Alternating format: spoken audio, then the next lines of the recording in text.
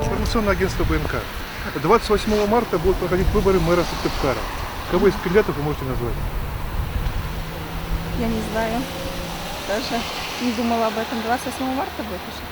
Ой, вы извините, я не знаю даже, кто кандидаты. Честно говоря, не знаю, кого выбирать. То есть список не знаю. Я вообще не в курсе среди начальства, я там ничего, не имею контакта. По-моему, Голдин себя не выдвинул. Ну, скорее всего, наверное, Козлов будет у нас. Мэром? Я политикой не увлекаюсь. Никого. Я как-то даже не знала о том, что будут проходить выборы. Пока никого не могу, я еще в задумчивости. Нет. Я хочу Козлова. Голдин Владимир Борисович.